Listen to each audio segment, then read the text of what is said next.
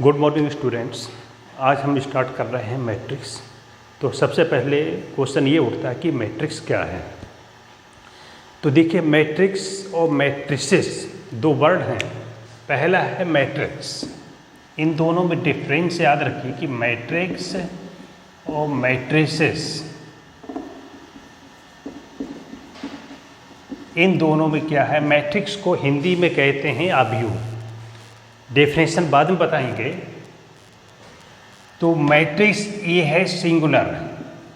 जैसे English grammar में singular और प्लूरल होते हैं, जब सिंगुलर के सेंस में यूज किया जाता है तो मैट्रिक्स यूज करते हैं, जब प्लूरल के सेंस में यूज किया जाता है तो मैट्रिसेस कहते हैं।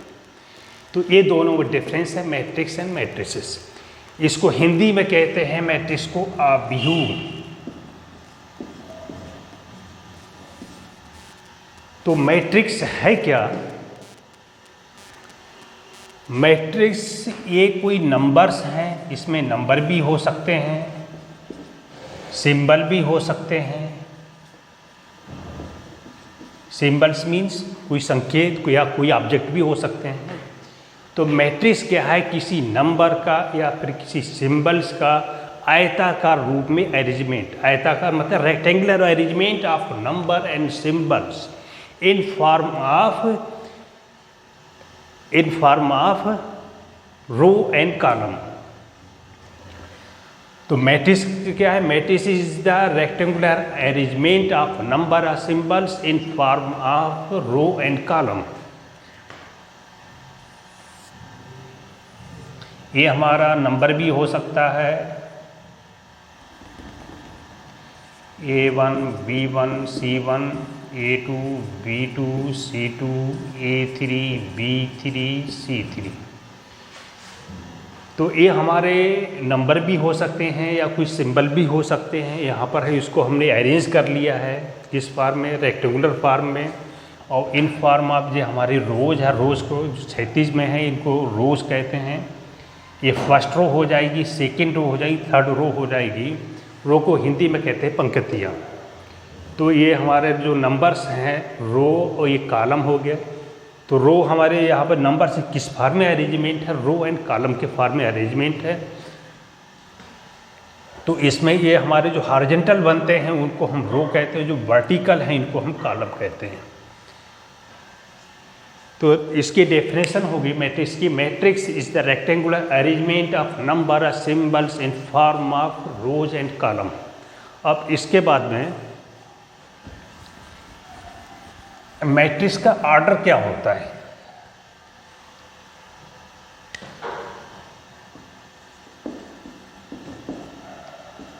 Order of matrix.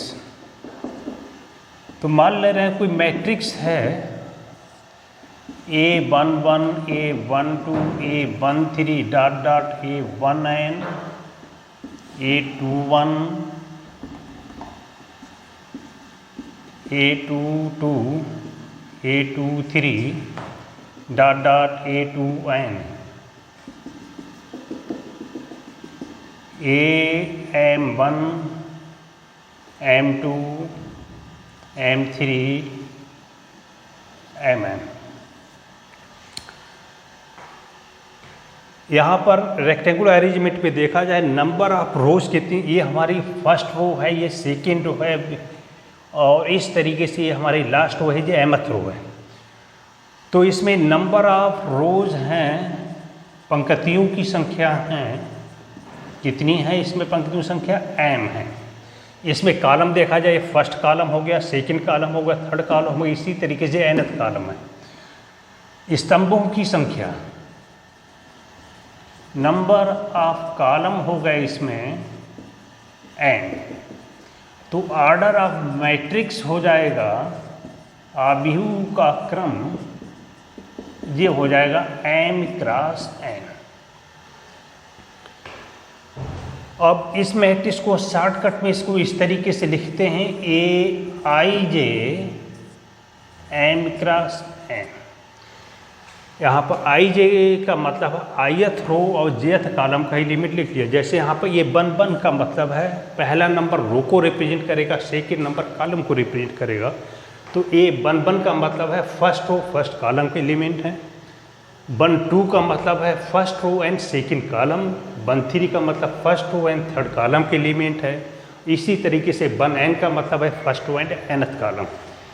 इसी तरीके से यहाँ पर पहला नंबर किसको रिप्रेजेंट करेगा, रो को, और सेकेंड नंबर किसको रिप्रेजेंट करेगा, कॉलम को रिप्रेजेंट करेगा। तो ये ऑर्डर ऑफ मैट्रिक्स हो गया। अब इसके बाद में आता है मैट्रिक्स कितने प्रकार की होती है, टाइप्स ऑफ मैट्रिक्स। तो मैट्रिक्स के प्रकार बता रहे हैं।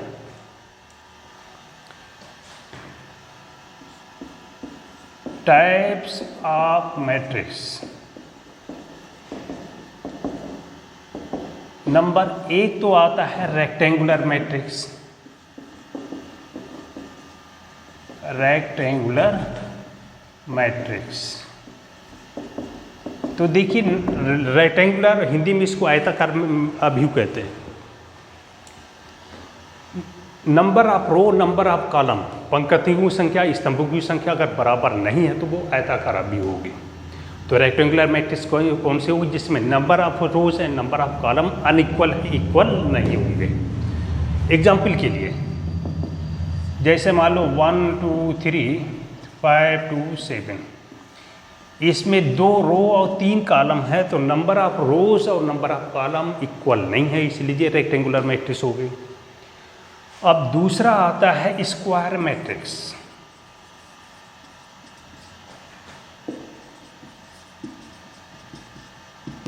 इसको कहते हैं वर्गाकार अभिव्यू। स्क्वायर का मतलब है इसमें number of row number of column equal होंगे, पंक्तियों की संख्या स्तंभों की संख्या कैसे होंगी, बराबर होंगे। एग्जाम्पल के लिए A1 2 2 3, ये 2 क्रॉस 2, नंबर ऑफ जितनी नंबर ऑफ रोज हैं उतनी नंबर ऑफ कॉलम है, तो ये हमारी स्क्वायर मैट्रिक्स हो जाएगी। थर्ड आता है रो मैट्रिक्स।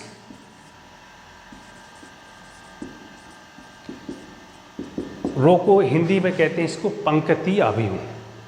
तो रो मैट्रिक्स वो मैट्रिक्स होगी जिसमें केवल एक ही पंक्ति होगी, एक ही रो होगी। एग्जाम्पल के लिए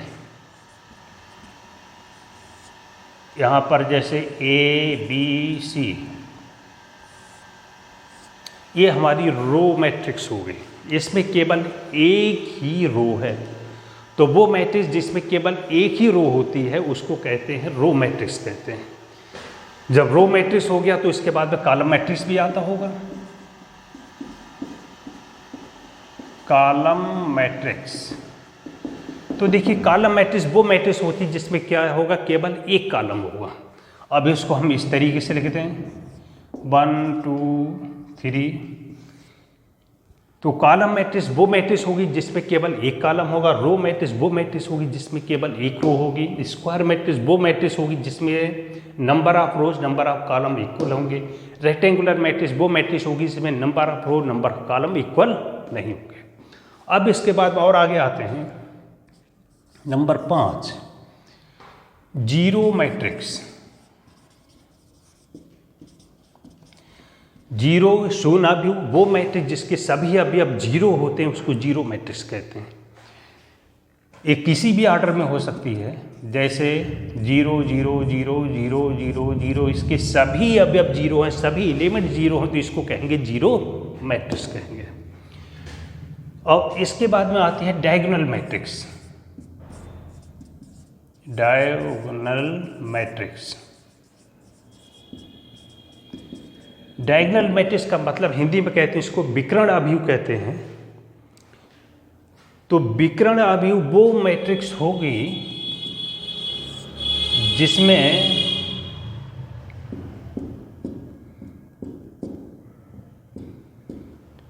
ये हो गया प्रिंसिपल डायगोनल हो गया। प्रिंसिपल डायगोनल को छोड़कर सभी एलिमेंट जीरो होंगे। ए भी जीरो होगा, ए भी जीरो होगा, ए भी जीरो होगा, 0 0 0।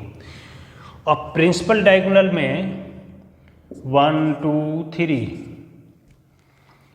प्रिंसिपल डायगोनल को छोड़ के सभी एलिमेंट जीरो हैं, तो ये हमारी डायगोनल मैट्रिक्स हो जाएगी। तो यहाँ पर ये कंडीशन नहीं है कि डायगोनल मैट्रिक्स के सभी अवयव जीरो, मान लेते हैं ये भी हमारी डायगोनल मैट्रिक्स होगी, कि उसमें डायगोनल को छोड़ के सब जीरो होना चाहिए। डायगोनल में क्या है, ये है, इससे कोई मतलब नहीं है। डायगोनल के सभी एलिमेंट जीरो नहीं होंगे, लेकिन डायगोनल को छोड़ के सभी इसके एलिमेंट्स कैसे होंगे, जीरो होंगे। तो डायगोनल मैट्रिक्स होगी। डायगोनल मैट्रिक्स के बाद में आती है स्केलर मैट्रिक्स।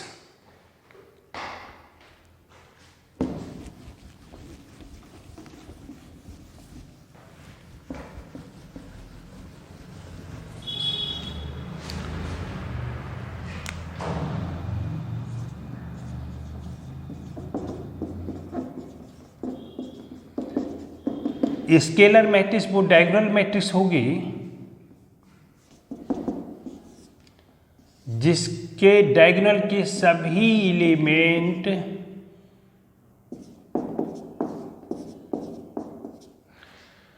तो ये वो डायगोनल मैट्रिक्स है जिसके डायगोनल के सभी एलिमेंट्स इक्वल हैं। डायगोनल के अगर सभी, तो ये डायगोनल मैट्रिक्स है। डायगोनल मैट्रिक्स इसलिए डायगोनल को छोड़ के सभी एलिमेंट जीरो हैं। लेकिन डायगोनल के सभी एलिमेंट्स कैसे हैं, इक्वल हैं, जीरो नहीं है।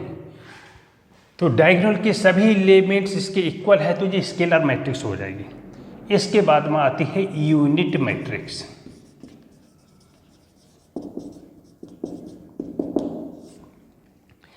यूनिट मैट्रिक्स वो मैट्रिक्स होगी जिसके डायगोनल के सभी एलिमेंट वन होंगे। तो एक तरीके से भी स्केलर मैट्रिक्स है, वो स्केलर मैट्रिक्स जिसके डायगोनल के सभी एलिमेंट्स क्या हैं, वन हैं। तो यूनिट मैट्रिक्स को आई से रिप्रेजेंट करते हैं, 1 0 0 0 1 0 0 0 1। तो यहाँ पर इसके डायगोनल है, डायगोनल के सभी एलिमेंट वन है और सभी एलिमेंट जीरो है डायगोनल को छोड़ के।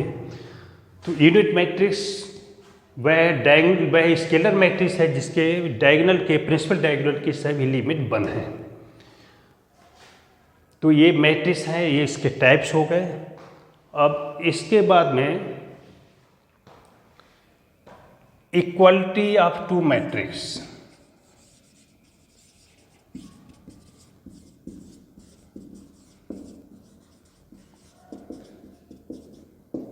मैट्रिक्स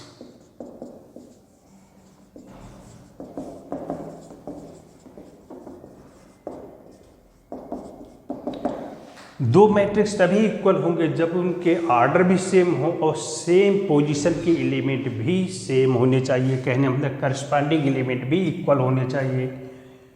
जैसे A इक्वल टू मान लेते हैं A1 B1 C1 A2 B2 C2 A3 B3 और C3। B equal to P1 Q1 R1 P2 Q2 R2 P3 Q3 R3। तो दोनों मैट्रिक्स हैं, इनके ऑर्डर सेम है। नंबर 1 3 क्रॉस 3 का, AB 3 क्रॉस 3 का। ऑर्डर कैसे हैं इनके, सेम है। दोनों के order of both are same, दोनों के ऑर्डर सेम है। नंबर 1। दूसरा, दोनों के लिमिट्स इक्वल होने चाहिए। अगर A इक्वल टू B है, इसका मतलब है A1 की वैल्यू P1 की इक्वल हो, B1 की वैल्यू Q1 की इक्वल हो और C1 की वैल्यू R1 की इक्वल हो। A2 वाला इसके इक्वल होगा,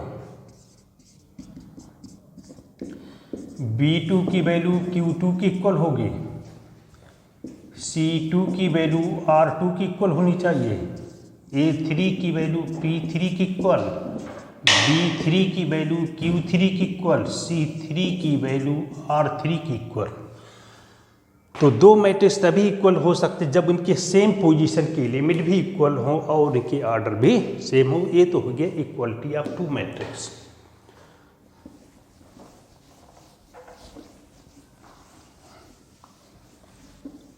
अब इसमें एक आता है ट्रांसपोज ऑफ मैट्रिक्स।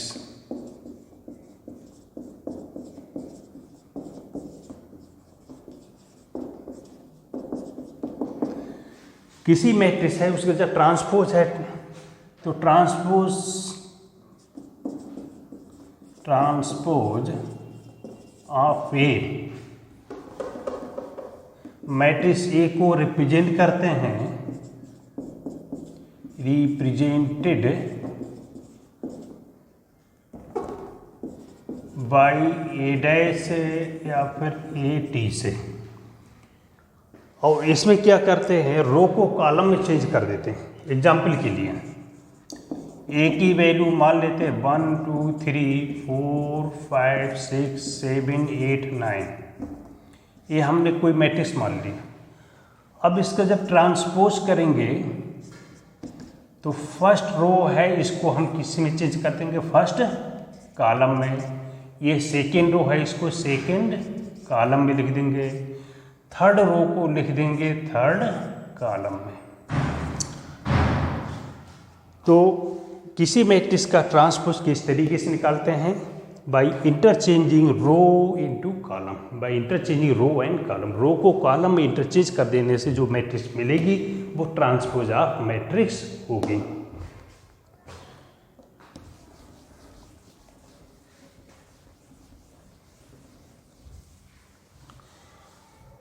अब इसके बाद में आता है addition and subtraction of matrix. Addition and subtraction of two matrix. इसमें हम बता रहे हैं किस तरीके से दो मैट्रिक्स हैं उनको आपस में प्लस कर सकते हैं, जोड़ सकते हैं, या उनको कैसे घटा सकते हैं, माइनस कर सकते हैं, किस तरीके से सब्ट्रैक्ट कर सकते हैं। तो इसके लिए एग्जाम्पल लेते हैं। मान लेते हैं ए की वैल्यू 2 5 3 4 6 7 2 0 1, ये ए मान लिया। और बी की ले लेते हैं -5 2 3 7 6 4 2 1 एंड 3, ये हमने एग्जाम्पल मान लिए हैं। अब इनको जब ऐड किया जाएगा तो सेम पोजीशन के एलिमेंट हैं उनको आपस में ऐड करेंगे। 2 0 1 -5 2 3 7 6 4 2 1 3। अब इनको क्या करना है, हमको ऐड करना है। तो सेम पोजीशन के एलिमेंट इनको ऐड किया जाएगा। माइनस करना है, सेम पोजीशन के एलिमेंट को माइनस करेंगे। तो 2 में से किसको प्लस करेंगे, इस वाले को। इसका और इसका टोटल कितना हो जाएगा, -3।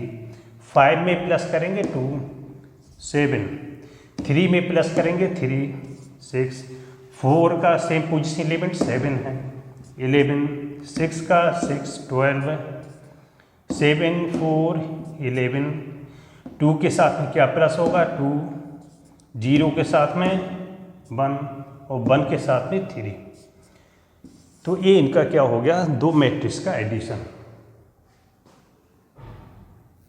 तो जब दो मैट्रिक्स को ऐड करते हैं सेम पोजीशन वाले एलिमेंट को ऐड कर लिया जाएगा।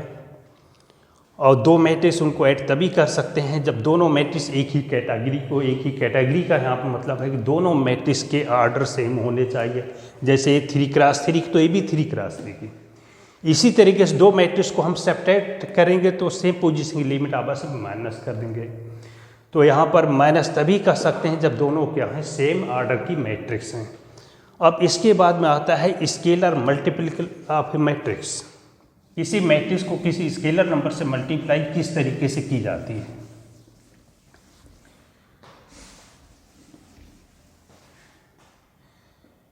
मल्टीप्लाई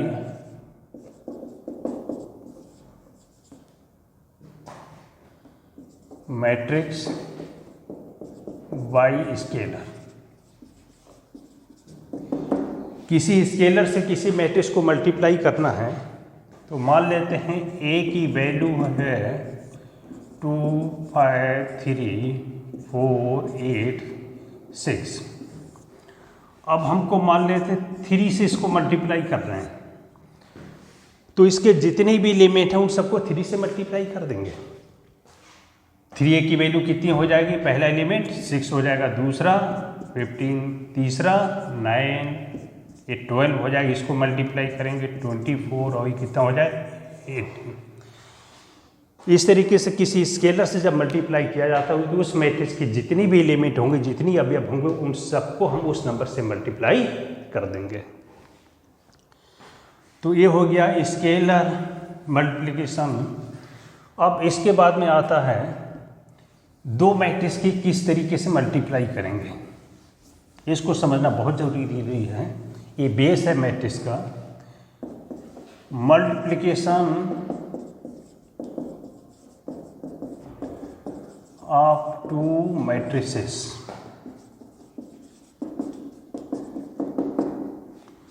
तो इसके लिए कंडीशन होती, सभी मैट्रिक्स की आपस में हम मल्टीप्लाई नहीं कर सकते, केवल उन मैट्रिक्स के हम मल्टीप्लाई कर सकते हैं जिसमें पहले में नंबर ऑफ कॉलम, दूसरे में number of row.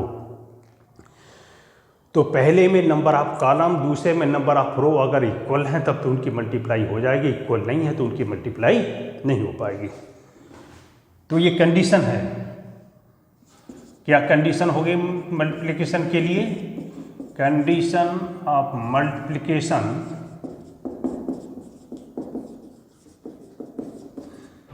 Of to matrices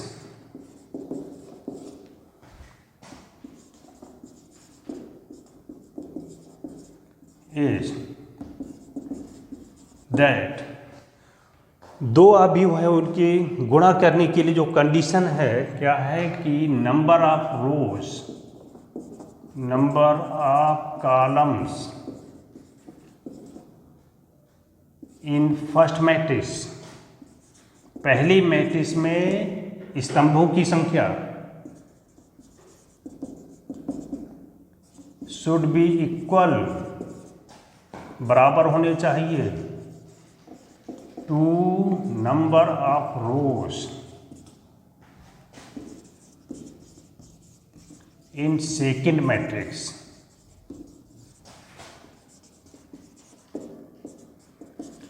पहली मैट्रिक्स में स्तंभों की संख्या, कॉलम की संख्या, दूसरी मैट्रिक्स में रो की संख्या अगर बराबर है तो उन मैट्रिक्स की मल्टीप्लाई हो जाएगी, अगर बराबर नहीं है, इक्वल नहीं, तो उनकी मल्टीप्लाई नहीं हो पाएगी। अब मल्टीप्लाई एक एग्जाम्पल लेते हैं। जैसे मान लेते हैं ए की वैल्यू है 1 2 5 4 6 8 2 1 2। इसका ऑर्डर देखते हैं 3 क्रॉस 3 है। इसमें 3 कॉलम है। पहले में नंबर ऑफ कॉलम देखेंगे। बी मैट्रिक्स लेते हैं 2 4 6 8 10 12। 2 × 3, क्या इनकी मल्टीप्लाई हो जाएगी? इसमें नंबर ऑफ कॉलम 3 है, इसमें नंबर ऑफ रो 2 है, मल्टीप्लाई इनकी नहीं हो पाएगी क्योंकि ये दोनों इक्वल नहीं है। अगर इस तरीके से है 6 और 12, तो अब इसका ऑर्डर कितना हो गया? 3 रो हो गई, 2 कॉलम हो गए। पहले में नंबर ऑफ कॉलम, दूसरे में नंबर ऑफ रो इक्वल है, तब तो इनकी मल्टीप्लाई हो जाएगी। ये दोनों इक्वल हैं तो इनकी मल्टीप्लाई पॉसिबल है। अब मल्टीप्लाई कैसे करते हैं इसको ज़रा अच्छी तरीका समझ लें। देखिए ए बी इक्वल टू, पहले ए को लिख रहे हैं 1 2 5 4 6 8 2 1 2। पहली मैट्रिक्स लिख ली, दूसरी मैट्रिक्स लिख ली। इसमें आप ऑर्डर चेंज नहीं कर सकते हैं। ए बी की जगह आप बी ए नहीं लिख सकते हैं। ए बी है तो आपको ए बी ही लिखना पड़ेगा। देखिए इसमें हमने फर्स्ट रो ले ली। अब हम फर्स्ट रो में लिखना शुरू करेंगे। जब इसके फर्स्ट कॉलम को मल्टीप्लाई करेंगे फर्स्ट रो से, करस्पॉन्डिंग एलिमेंट से मल्टीप्लाई होगी। जैसे 1 की 2 से, इस वाले की सेकेंड से, थर्ड वाले की थर्ड से, और मल्टीप्लाई करके ऐड कर देंगे। तो 1 की 2 से 2 हो गई, 2 की किससे 8 से 16, इस 5 की 6 से, ये मल्टीप्लाई हो गई इनकी। इन सबको मल्टीप्लाई करके ऐड कर देंगे। अब हमने फर्स्ट रो ली है तो फर्स्ट रो में लिखेंगे। अब फर्स्ट रो की मल्टीप्लाई सेकेंड कॉलम को करेंगे। सेम पोजीशन वाले एलिमेंट, पहले की फर्स्ट से, 1 की 4 से 4, 2 की 10 से 20, थर्ड की थर्ड से ये हो जाएगा 60। अब इसके बाद हम सेकेंड रो ले लेंगे। अब सेकेंड रो से लिखना शुरू करेंगे। ये सेकेंड रो है, पहले फर्स्ट कॉलम को मल्टीप्लाई, तो 4 की मल्टीप्लाई किससे होगी, 2 से 8, सेकेंड की सेकेंड से 6 8 48, 8 6 48। अब इसके बाद सेकेंड कॉलम को मल्टीप्लाई करेंगे, 4 4 जा 16, 6 की 10 से 60, 8 की 12 से 96। अब इसके बाद थर्ड रो ले लेंगे, वही प्रोसेस रिपीट करेंगे पहले वाली। तो इसकी मल्टीप्लाई पहले फर्स्ट कॉलम से 4 + 8 + 12। अब हम सेकेंड कॉलम मल्टीप्लाई करेंगे तो 8 हो जाएगा, 1 की 10 से 10 हो जाएगा और ये 24 हो जाएगा। अब इसकी कैलकुलेशन करते हैं। 48, ये हो गए 80 4 84, ये हो जाएंगे 96 और 8 104। इसकी कैलकुलेशन देखिए, 6 6 12, 9 6 15, 15 1 16 और 17 24 और ये हो जाएंगे हमारे 10 8 18 18 24 42। और ये इस तरीके से मल्टीप्लाई होगी। इसका ऑर्डर देख रहे हैं 3 क्रॉस 2 है, 3 रो 2 कॉलम। पहले का ऑर्डर था 3 क्रॉस 3 था, दूसरे का ऑर्डर 3 क्रॉस 2 था, तो ये गायब हो गया, ये ऑर्डर में आएगा। तो इसी तरीके से आज का टॉपिक हमारे ख़त्म होते हैं। अब इसके बाद में, आज के बाद में हम इस बेस पर कुछ क्वेश्चन लेंगे, वो हम अगले लेक्चर में आपको बताएंगे। Thank you.